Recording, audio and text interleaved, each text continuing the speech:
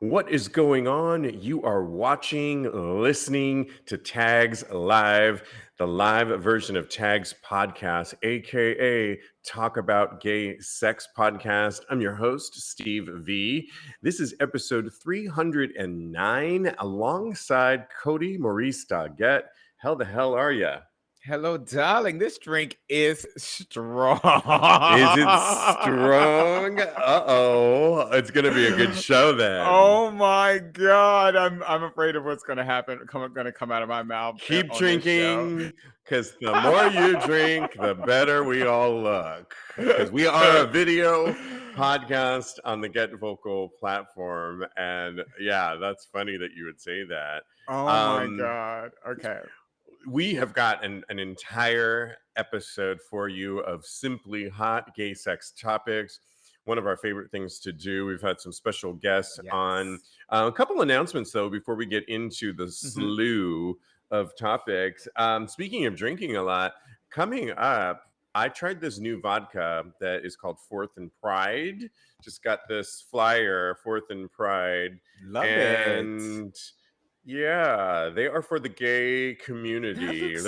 That bottle is beautiful too. Oh my God. And we're all about, us gays. Aesthetics are everything, honey. Okay. I tried this new vodka. It's really good. It's made out of corn and white grapes, and it's distilled 10 times. And they're going to come on our show. Well, let's not get crazy now. No proof. Gluten-free. There we go. Yeah, gay owned, and they give 5% back to the community. And they're going to be on our show November 3rd, I believe, to talk a little bit more about it. And more importantly, we are going to be able to get some swag out of it.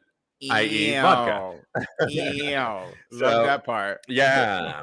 A couple other things I wanted to on my announcement list. We've got some new merchandise going. Tags Podcast merch. I just ordered some. It's really great.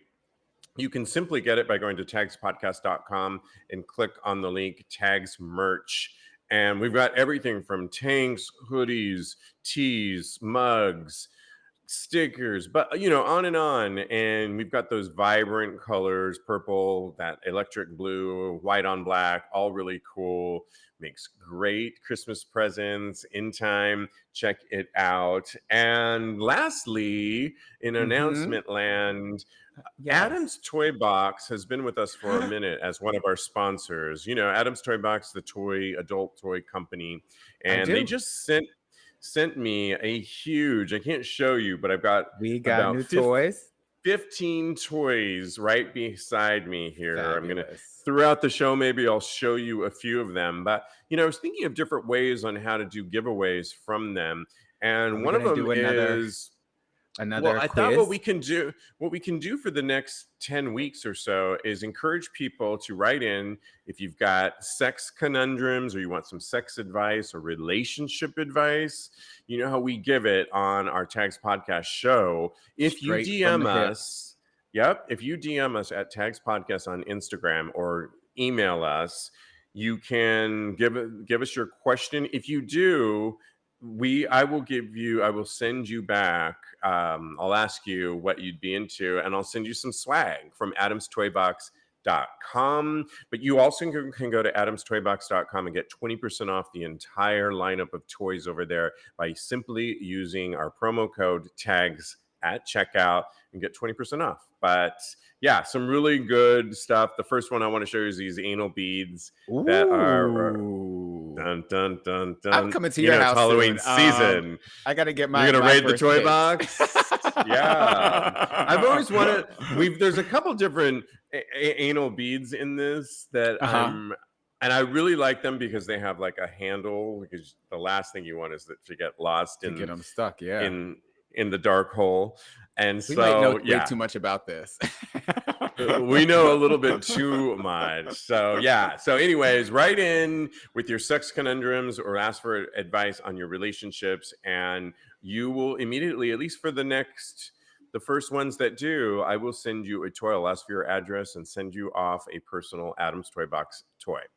All right. Well, we got to get into some hot gay sex topics. And the first one, could not help but talk about this amazing news that the San Francisco Eagle Bar becomes the city's first leather community landmark. I'm really excited about this because I'm from the Bay Area, California. I lived in San Francisco for 3 years, and San Francisco supervisors have granted the city landmark status to the infamous San Francisco Eagle, a leather bar founded in 1981. The gay bar becomes the first leather community site to be named a historical landmark in the city. And this local queer community has been advocating for years to save LGBTQ plus sites before they are shuttered and their historical values lost. And it's the second leather bar, Kodi, in the US of the same name to become a local landmark. So the first, following 2020's designation of Atlanta's leather bar as a historical landmark.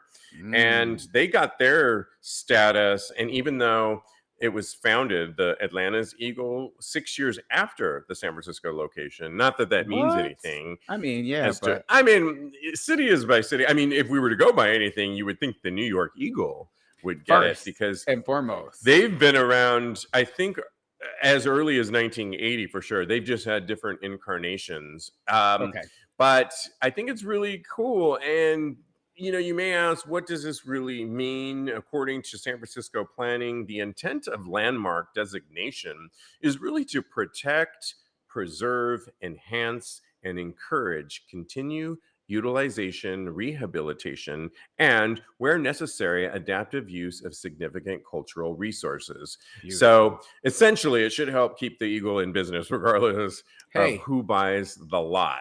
And I mean, I think what's really great about that is in an era, we were talking a little bit about this offline, in an era of development and just bars in general not sticking around. You never know when you go down a street if your favorite bar is going to still be in existence or not. For so many different think it's really good. Yeah. And for lastly, what I would say about this is for a leather kink bar, because that's what it really is, a kink bar, to get its iconic historical landmark status is so cool. We're finally coming into an era of the mainstream, and when a city acknowledges you as a historical landmark, or I'll remind you, we reported on another story recently during Fashion Week here in New York City, when Coach, the iconic fashion brand, put the Eagle New York on the runway with the bags, and they came up with the original Eagle NYC retro logo and put it on a leather purse and had a model storming down the runway. That's when you know that sexuality is merging into the actual, you know, I mean, I think that's really worth noting. We're a sexual podcast, so I think these are bars that are celebrating sexuality. Yeah, for sure. I think that what we're doing is only helping to further that point along. And I think it's so amazing that a part of our gay culture is being memorialized, basically. And that from now on, I know I can maybe not memorialized. Is that like death? No. It's a memorialization.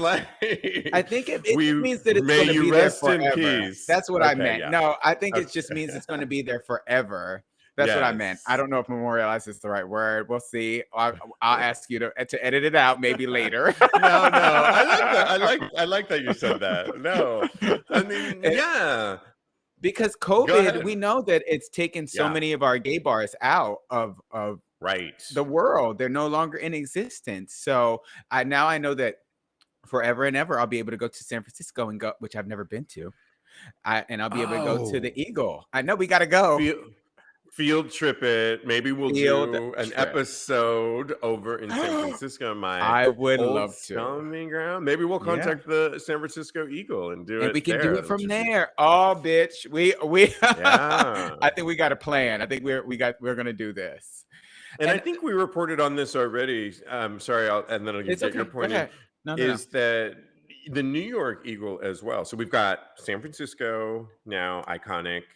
status. We've got Atlanta, which is in the middle of the country-ish, sort of. Okay. Then we've got us on the East Coast, the New York Eagle, which maybe doesn't have its historical landmark status yet. I say yet. But they are just signed a 10-year lease, insider word. Cool. And on top of that, they bought the business next door, which was a hardware store, and are about to open up a new dance floor downstairs. They are not going anywhere anytime soon. So I love our kink bars in our plotted points that are really making a concerted effort that we're not going anywhere. Let the kink thrive on. Yes, I'm all here for it. That was my point. That's all I was going to say is we need to work on the New York Eagle not going anywhere and getting that. Okay. Well, then good. I'm glad I put that We're on the same page, bitch.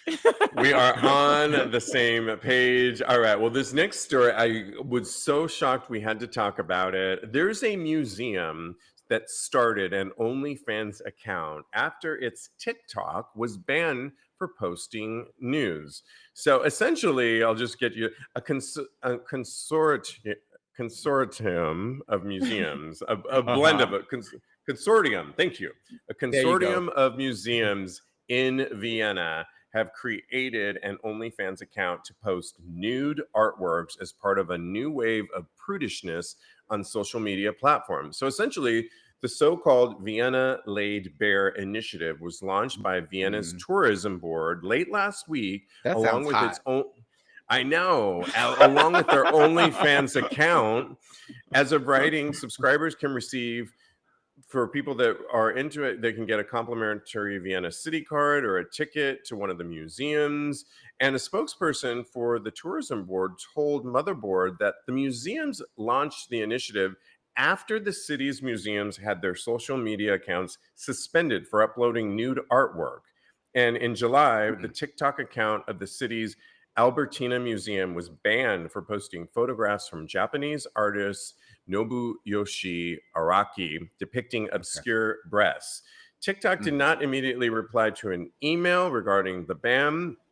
And essentially, Vienna and its art institutions are among the casualties of this new wave of prudishness, with nude statues and famous artworks blacklisted under social media guidelines, and repeat offenders even finding their accounts temporarily suspended.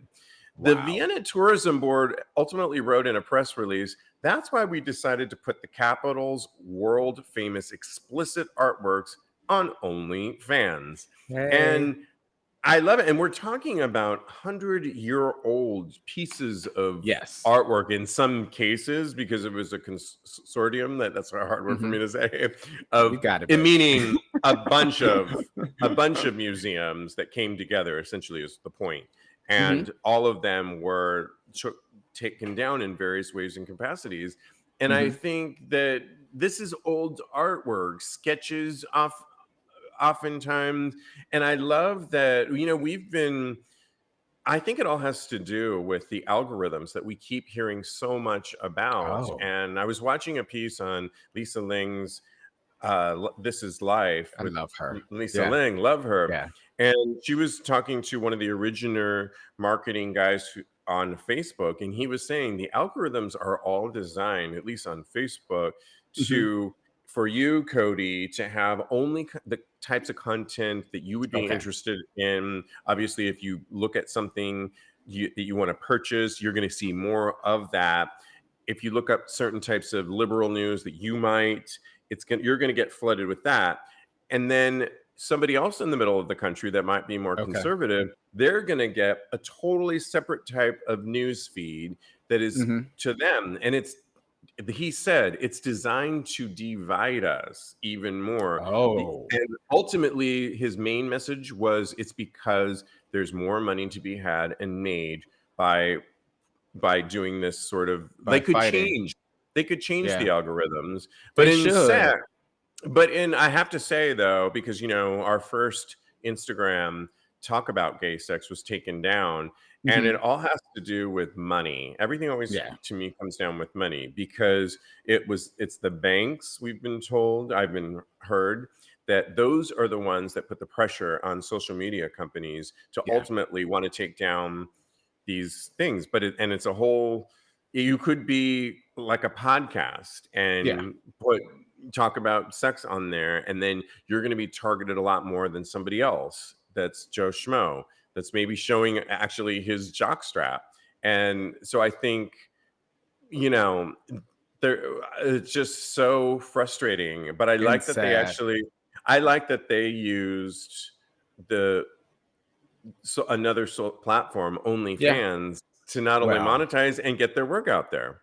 Yeah, well, it just kind of reminds me of what happened with OnlyFans just a little bit when you were speaking just like a couple months ago when they were wanting to take down all their sexual content on OnlyFans. Yeah, right. So it's reminded me of that basically. And I think it's really sad and it's disheartening that we are starting to see censorship and the like puritanical views and ethics just so pervasively permeating the social arena basically. And I think it's really sad. I want the algorithm to send me all the nudes. Okay, algorithm, send me your nudes, please. Yes. Because I think it's horrible that the censorship is so crazy right now. And I think that we need to come back to a point where the male not the male. No, okay, so that's for me, the male figure, basically. Yeah. But the human body, yes, is seen as a beautiful thing again. So I just think absolutely it's too sad. And it's interesting because if you notice behind my shoulder here, I've got Tom of Finland, which is numbered. It's I found it online, and I forget what number we're at, but it's like a good number. You know how in artwork you want the lower number from the originals. I don't know. It's just really hot if you're listening to the show that I keep on the my right side of my shoulder if you're watching this. And it's a Tom of Finland, typical charcoal, where one guy is sitting back and he's got the hugest cock ever, and another beautiful man with beautiful ass is taking the cock, and you see it like fully. It's really an amazing piece. I'm so glad I got it, and then it's numbered because that means a lot in the artwork. The lower the number is, and that I'll have to say, Tom of Finland is one of those artists that has been debated before whether or not it's considered art or homoerotica. And I think it's both. It's all of it. But it's definitely, if you look at the sketching and the shadowing and the realism that is in his, yes, it's erotic art, but it's art. And I will not take down this picture ever unless my mom. so like I had a straight couple of mine that I've known for a long time. And I worked with a friend of mine for years, and they were staying, and they're totally cool and liberal. But I was like, should I take that down? I'm like, no, absolutely not. Good. No, I kept it up. And because it's art, right? Exactly. And I noticed that when both of them were looking, because I've got a lot of pictures on my mantle, I've got a lot of like stimuli around of things you could be looking at. They glossed over that, not like anything, but said, oh, you're here with your family. And then I have a picture when I was shot with Obama at one point, which is really cool, and glossed over that. And that's totally fine. That you don't have to comment on it. But I will take it down if my mother comes, because I told you on a recent show that I barely came out to her. So I don't know that she needs to see a big dick and an ass, even if it is considered art. Yes, she might not get its artistic value. I do care what she. Yeah, I do care what she thinks. So I have a beautiful. She's the only one. I have a beautiful charcoal too, and it's in my room, so it's kind of hidden away. When you were here, you didn't see it. I should have showed it to you. Oh, what? Next time you come over to see it? Well, because you weren't in my room, but next time you're over, I'll show it to you. But basically, it's kind of like it's a charcoal I won in an auction long time ago, and he has his pants down and his penis is out. Who's the artist? Do you know the artist? I have no idea. It was something that I got when I was living in Virginia. Yeah, so we'll figure it out. But also in my notes, it's funny that you bring up how legitimate art. I had in my notes that I was going to say legitimate art, because of the museum, and because the museum legitimizes in my mind. Yeah. By the way, Tom of Finland was just in a museum exhibit here in New York City. So but I took it out because I felt that all art is legitimate no matter what. So you know what, you're right. So funny that so I agree with you 100%. And just to wrap this up, kudos to this museum. I will put this on TAGSPodcast.com if you want to check it out, because I think it's really cool that they are on OnlyFans. They're like, hey, we're going to use whatever means we can. Whatever we got to do. Yeah. And I like that if you sign up for their OnlyFans account, and I bet it's not that much. They just probably put it up there because it's a bunch of the museums, that you will get like a pass to one of their museums, or you'll get, I forget what else you'll get, but you'll get some perks if you join it. Well, let's go to Vienna.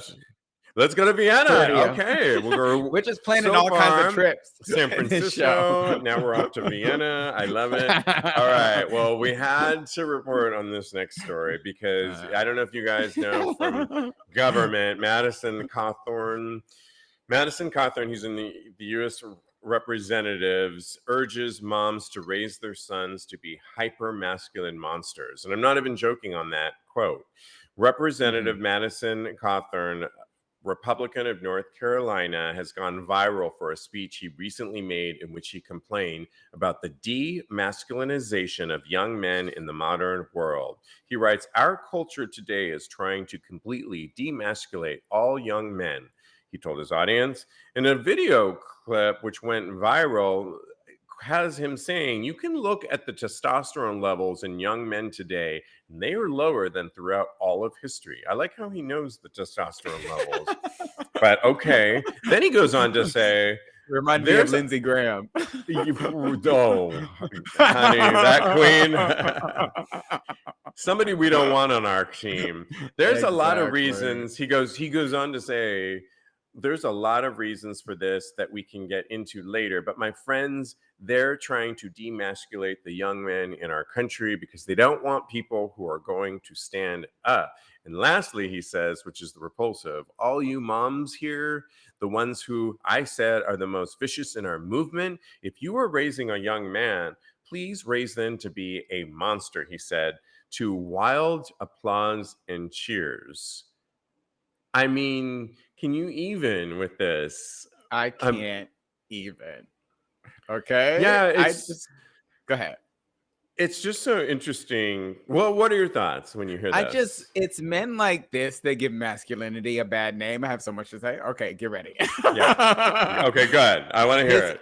His insecurity is showing. He's a pathetic, basically, because it takes more strength in my eyes to show compassion and love for your common human being than it does to be a monster like he's advocating for. But you have to consider the source, because did you read in the story where he visited Hitler's vacation spot? Yes. Yeah. So consider the source. And he's embroiled in his own bucket list. Yes. So he's a monster in his own right. So he's just sowing seeds of friction and dissent, and he's just here to be a horrible person on this earth, and I'm not here for it. I think he's pathetic, basically. I absolutely agree, and I do think, though, we are embroiled right now in this time where I think he's responding. He said he didn't want to list the things that he's really referencing, but it has to do of the cultural swing. He's a huge Trump supporter, and he's a part of that great divide that we're seeing in our country that really wants to divide us over unifying us.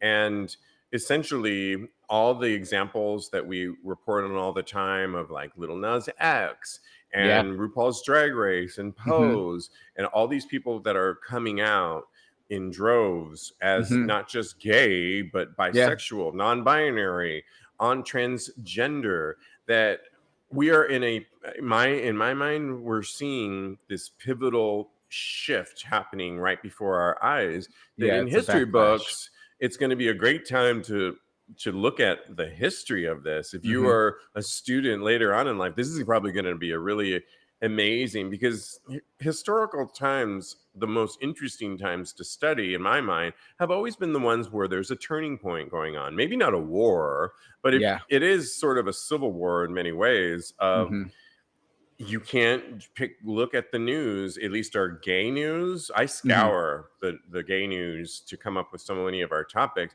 and I'll see so many positive stories about coming out, or like I just said, the eagle getting branded a historical monument, without having 5 stories about hate crimes, people dying, people being sent to the hospital, bloodbath because of hate crimes. So they're like on par. For as many positive stories as I come across, I see a slew. If we wanted to report on some of these, it would be the entire show, and we'd have to do part 2. I couldn't do it. No, I mean, and so I really just think he's speaking because it's this turning point that he cannot handle. And true it's just so interesting, because I think our culture, our gay community, has struggled with trying to be masculine, and then we're at a turning point now where it's acceptable to be a true man, to embrace both sides of ourselves, your feminine and your masculine side, and neither one of them, they should be in a balance and harmony, really. I agree with you. And I think that it kind of just occurred to me, we're in a gay renaissance almost, if that makes kind of sense to you. And the backlash is just in reference to the fact that there's so many more people are becoming more and more comfortable with gay people, and absolutely, it's crazy. I know. What did Teddy says, to quote a friend, "Are straight people okay?" Interesting. It's calling to question, are straight people okay now? So right. I don't know what the answer to that is, but some of them clearly aren't, like Madison Cawthorn. Absolutely. All right. Well, we have to talk about this next story. And Kodi, you are a big superhero fan. I am. I know. Yeah. And I couldn't help but want to talk about this story because we reported on it recently that Superman has come out as bisexual. But we should explain it a little bit more, because when we originally explained it, I didn't know that there's different, like in the comic book series, we're talking about the comic book series, that obviously Superman has been around for years and years and years. And I didn't realize there's different iterations of these superheroes that end up playing the part of Superman. And the current one is really the son of Superman, correct? Explain that for us, so then we can tell the story of what's going on. So what happens is they have to age up these characters, basically, and they have to show growth and progress within the characters. And so what happens is they want to keep the trademark for, say, Robin. Right. And so they have multiple Robins that go into the Robin uniform, because Robin has to grow up. He can't stay 12 forever, basically. Right. You know what's interesting, though, about the whole thing about it? Maybe not in Robin, but we're supposed to believe that these superheroes they've been given these superpowers, right? Okay. So just how, like you were telling me, there's been different Robins, and there was a Robin that had red hair, and Batman made him dye his hair black. So the way it goes in the original and the old stories, the second Robin, Jason Todd, he was a redhead. And so that the common people out there wouldn't be able to know that there was a new Robin, Batman had him dye his hair black so that he would resemble Dick Grayson. So he was really a ginger. And if we were to like pull his pants down, would we see a ginger trail? You know what? You can dye the top. Oh, okay. We're not talking about pedophilia. So as he got older, when he turned 18, we could pull it down and then we could see. We would probably see. So. But I think my whole point, I love how we're getting really dissecting this, because for all of us that don't follow superheroes that much, but how do they then get these superpowers? Are they anointed in some ceremony that gives them the powers that Robin used to have, or that Superman? I mean, you know what I mean? I thought so. Robin doesn't have any powers. He's just he's an acrobat. Just a boy wonder. He's a boy wonder. He can spread those legs, and you might see a ginger trail if you're lucky when he's 18. When he's 18. I hope he's 18 by now.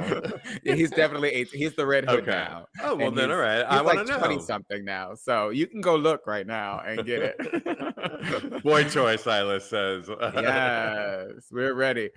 So, yeah. So Superman's son, John Kent. Okay. So he's Superboy now.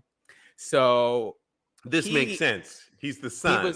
He was the son, so he was born with the powers. So the previous Superboy, and this is getting real. I didn't even write any notes for this because I know all this off the top of my head. This is so fun because Kodi writes a lot of notes for the show, and I love it. And so I love how I'm catching him off guard. But it's your favorite topic, and I love it. So you were like, you get a whole hour for this, and I was like, sure, I can do it. We haven't even gotten to our story yet that we really want to talk about. So, but I'm loving this breakdown. I mean, I'm really, as I get older, I'm getting into horror films, superheroes, and it's so funny. I have a million comic books over here you can read. Yeah, I'm going to come to go to the library and check out some.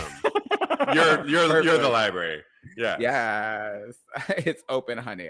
The library is okay. Will the pages stick together though? Because I was a horny child when I got most of these comic books, and these rippling muscles really did it for me. Oh yeah, forget the Sears catalog. Yeah. But okay, so the second Superboy, because Clark Kent was the original Superboy. Okay. Makes sense, right? Before he became Superman, he was Superboy. Got it. So the second Superboy is actually a clone of Clark Kent. Oh. Yes. And his name is Connor Kent. Yes. They cloned him and Lex Luthor together. Oh, look how clever they are. So this is how they get past it all, is they cloning. Yeah. They cloned. And now the third Superboy, trying to think if there were any Superboys in between, and I don't think that there were, but the third Superboy is Superman's son, and basically all the superpowers were passed down genetically. Now, if you want to talk about Wonder Woman, that's a whole nother story. That's a different show. We got to get to what we were talking about. So the current Superman, who's originally Superboy, yes, Kodi did such a great job. He's getting a lot of flack because he's coming out as bisexual, and which I think is really great. And of all people, you guys know George Takei, right? Of Star Trek fame. I do. Good old George Takei. George Takei is firing back at Dean Cain. Do you guys know who Dean Cain is? Not anymore. He played, well, we don't want to know. Dean Cain played Superman, I think in the 90s on a Fox TV show, correct? Who? Yeah, he was in Superman and Lois. So George Takei is firing... Lois and Clark. Thank you, Teddy. Right. Okay. Yes. Lois and Clark. Thank you. And all right. So there's a lot. So essentially, Dean Cain has come out and has expressed on Fox News, of all things, he said, they said it's a bold new direction, like a bold new direction for coming out as, this is Dean Cain speaking, right? Yes. About the current Superman coming out as bisexual. Okay. Quote. They said it's a bold new direction. I say they're bandwagoning, he said. Robin just came out as bi. Who's really shocked about that one? Ooh, that was a dig, right? The new Captain America is gay. My daughter in the CW series Supergirl, where I played the father, was gay. So I don't think it's a bold or brave or some crazy new direction. If they had done this 20 years ago, perhaps that would be bold or brave. Okay. And first of all, I'm not sure that they really even said that it was bold or brave. I think they were just announcing that he's bi. Yeah, exactly. So Fox News probably, like Fox News loves to do, which is where he was on when he said these comments, probably ignited this. Like, what do you think about? Do you think that this is a really bold? They probably said this, which prompted him to say that. I'm not sure that anybody said that it's bold or anything. But you gotta love George Takei, because in a tweet, Takei says, so Dean Kaye apparently is upset that the new Superboy in the comics is bi. I used to be upset that Dean Kaye was straight, but he has definitely cured me of that. Exactly. And I love that comment, because to me, Dean Cain goes in that category of washed up, tired ass stars like Antonio Sabato Jr. and Scott Baio. Throw Dean Cain in the same tired ass, like, really, what are you doing and why are you talking anymore? Because you have, but I know you love this host, Amber Ruffin. I do. I love her. She's got a late night. So she's got this late night show, which is really season 2, doing great. And she's got a segment called Bitch Please. And in it, which I'm saying for a while now. So she's told the same story. This week it was announced that in an upcoming DC comic, the new Superman will come out as bi, and people are losing their shit, she said. So I love this next crowd. Are you afraid of him and Lex Luthor are gonna trick you in some? No. Are you afraid him and Lex Luthor are gonna trick you into a threesome? You wish, she says. You wish. Look how handsome these men are. You could never, she continued, before really going in on the haters. That's right. And she went on to say, if a comic book character being bisexual ruined your childhood was trash to begin with, Ruffin said.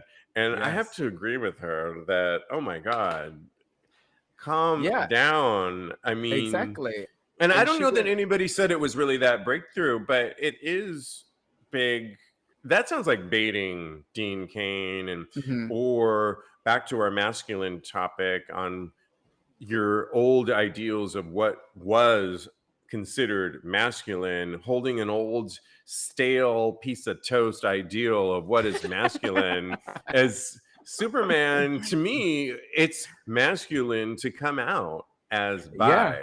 There's plenty of sports figures coming out as bi in professional wrestling, NFL football, basketball. I mean, and that to me is the epitome of showing your true masculine side and saying, hey, I'm showing a side of myself and I want to share with you, and you're a role model and a leader. And that to me is true masculinity and leader qualities. I agree. Being authentic to yourself is masculine. Drop the mic. You better get it, Steve. You better get it. Amber Ruffin went on to say that representation matters. I'm paraphrasing, of course. And yes, of course. I completely agree with her. If I would have seen a gay superhero back in the day when I was growing up in the 90s, I was the 80s, you were the 90s. I would have felt more powerful and more solidified in the world. It does, exactly. And not hate yourself. Exactly. Okay, that's my words. No, I agree with you. I completely agree with you, because it just goes to show you that there are other people out there like you. You wouldn't feel so alone in the world, basically, is what it boils down to. And I'm a little history lesson on comics. Yeah. Until they didn't allow any gay people to be even in. You weren't canonically allowed to be gay in a comic book until 1989. Right. Fucking Dean Cain. Like, what are you talking about? As if. Yeah. They're all just afraid of the changing of the guard and basically the status quo. They want to keep the status quo and they want to keep their privilege, and they're worried about it being threatened in their livelihood. So, but they haven't worked for how many years, so they should be worried about that instead. he should be praising because he is part of the legacy in some way, shape, or form on the TV. He should be praising the iterations. I mean, if we were to really dissect his version of Superman, it wasn't like it followed the comic book that much. It was a comedy at best, and it was called Lois. What was it called? Lois and Clark. Lois first. But I'm saying his wasn't like this great representation. It was very of the 90s and of the time frame, and it was more of a comedy than anything else than I think a true representation. I just remember seeing like clips of it, and I could tell it seemed silly to me. Yeah. Like if you were a really big superhero fan, I don't know that you would have liked this because it was very that 90s Ally McBeal kind of quick talking. I don't know that it was really like, I mean, no disrespect. I mean, it was what it was, and it was a phenomenon. But what it was. I just think, hey, you had your moment when you played the character. I think embrace it and don't be talking down on just that he's coming out the son, not even the original one. They're not even trying to change who Superman was. The same backlash that they got when they made Black Superman. And there was a Black Superman. There's a Black Superman, and he's the president of the United States. Can we go to your TED Talk on superheroes? And I feel like it'll be an 8-part series, but I would be taking notes the whole time. I'm for it. I was always way more into Wonder Woman and Storm. I love Wonder Woman, and I want that history lesson on it too. So you're gonna have to give me. All right, come over. We get things. I can show you my artwork. Yes, it's all about. You can check stuff out of. Yes, please. All right. Well, speaking of people that we look up to, I couldn't help but talk about Instinct Magazine's latest person that they hold up as hot as fuck, right? So there's a Canadian expat who's currently living in Australia, and they write on Instinct Magazine that there is no doubt that this week's Hottie of the Week, as they're calling it, is hot. I mean, very hot, they write. He was given the seal of approval by just about everyone the writer showed the picture to. But as we age and live and learn life lessons, we realize being considered hot is just not enough. And this is where I like the story. It only gets you through the door. And I would totally agree with this. You need to have something to back it up. Canadian-born Rob G, as he goes by, has so much more to him than looks. It should be illegal, according to Instinct Magazine. Rob, which I kind of agree. Rob has been living in Australia for the past 10 years, and his upbeat, positive attitude is contagious. And when he says that he always lived a very healthy, active lifestyle and seems to always been in the line of work that is contributing to people's well-being, whether it be fitness, nutrition, mindset, or overall well-being, quote, I'm a strong believer in putting out good energy to the world and the people around you, but also surrounding yourself with positive people. You can tell he means it. And he's an entrepreneur. I think he's in his early 32. When I read the whole thing, here's one quote. What do you think is the most attractive part of yourself? Do you know what his answer was, Kodi? I do. Not his eyes or his beautiful hairy chest or that big. They didn't shut up. But he said the most how do you know all about that? Was it in the article? Well, hey, in my fantasy world mind, it's thick and big.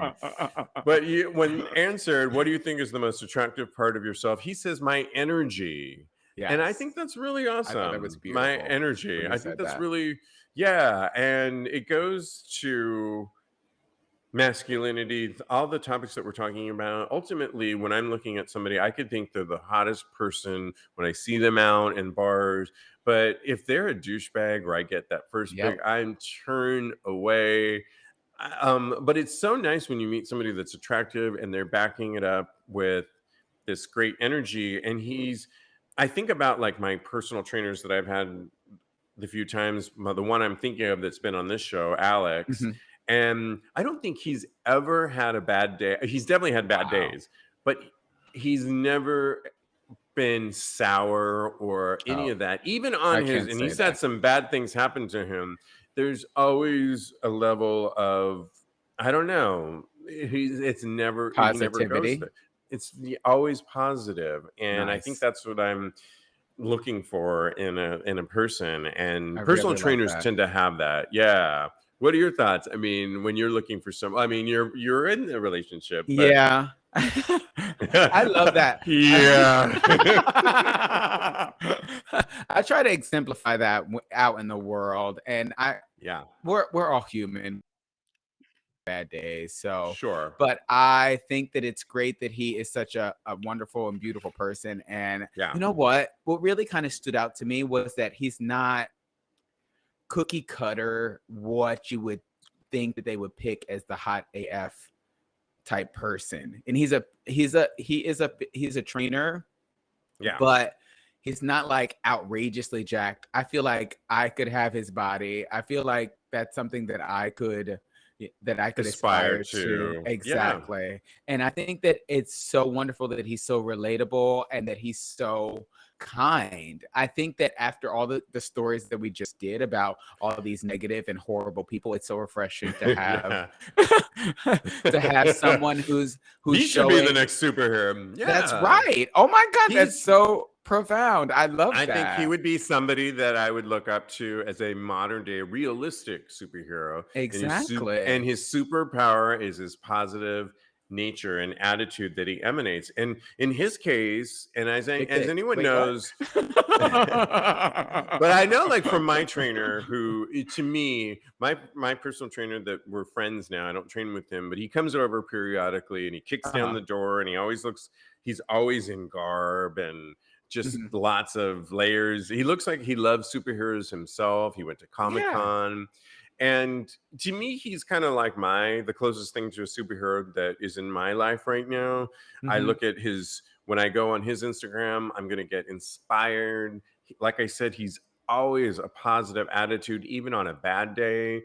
And he gives me that inspiration. And that's what I think superheroes should do. They should empower and save the day, if you will, even from a bad day that's looming on the horizon. Yeah. Yeah. So that's what I try to do out there in the world, and I know you try to do that, and that's what I try to. We do. We're all superheroes. We all have the capability and power to be superheroes in our own life. And on that note, let's do some thirst trapping and find some. Is it that time? It's that time. Yes. Our favorite segment called Thirst Trap. This comes out on Thursday. So Thursday, Thirst Trap for you. And I will post this on TAGSPodcast.com. But essentially, it's our job by StraightUpGayPorn.com's weekly, thank you, Straight Up Gay Porn, because they put together 16, 18, and this week it looks like it's 20. How many? I'm trying to scroll real quickly. 20 gay porn stars and who took the best photo or video of the week. And it's our job to descriptively describe on this audio version of the podcast to you. And Kodi, let's go first. And we want you guys to weigh in as well. Hey, so goes to Felix Fox. And last week it was Kane Fox, so I might have a fox fetish. I think you do. So he's in what appears to be a public restroom. And I know that I have a restroom fetish. Yes. Yeah. And he's turned around and his ass is in the mirror. He's taking a picture. And the bathroom is all orange. So I'm looking at it right now. Sexy, it's a Kardashian butt. A J-Lo butt. And his ass is up, and his back is oiled up or it's sweaty. I want to imagine that it's sweaty. Well, I see a brown oil container on the right. Oh, you're right. Someone spritzed him up on the back, I think, which is fine. He should have taken that bottle away. That's fine. No, that's fine.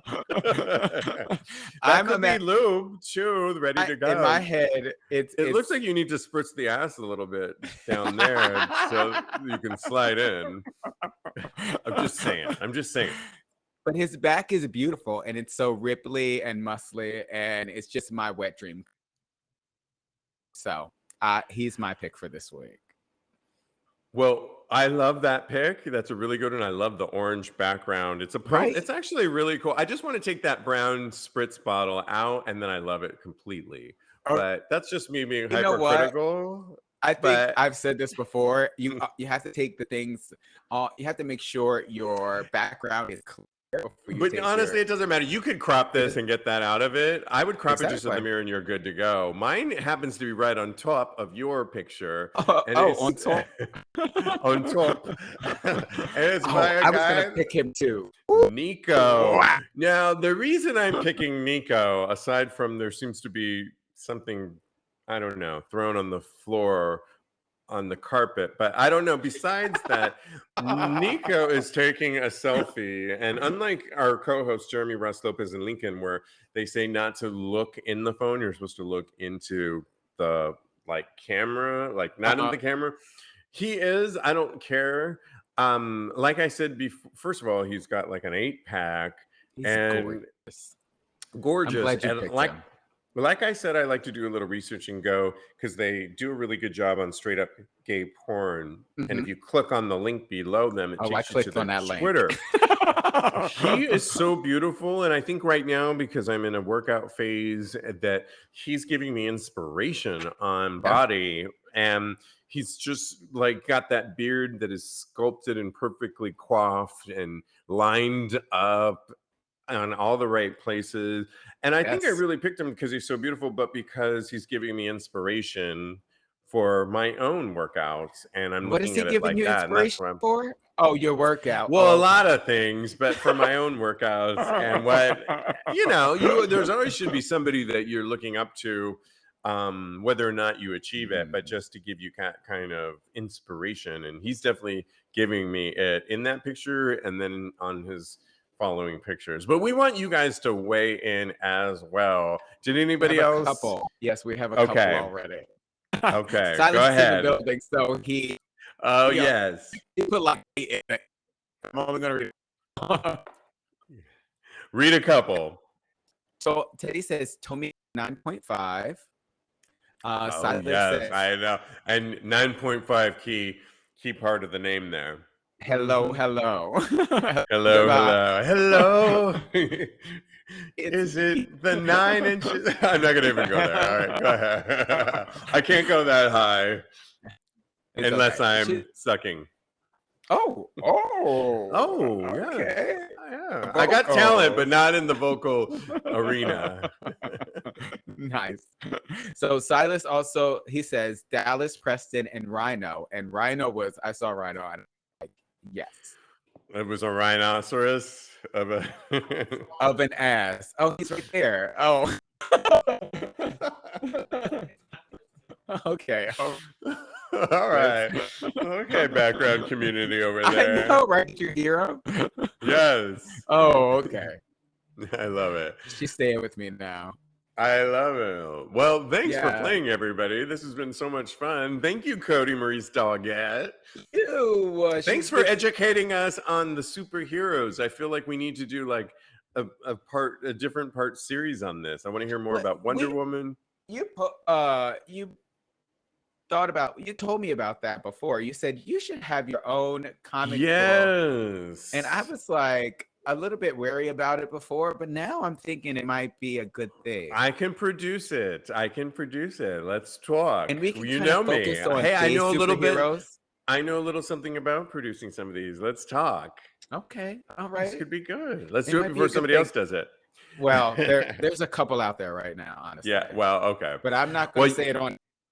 Listen to mine. Okay. Thank you. More coming up on that.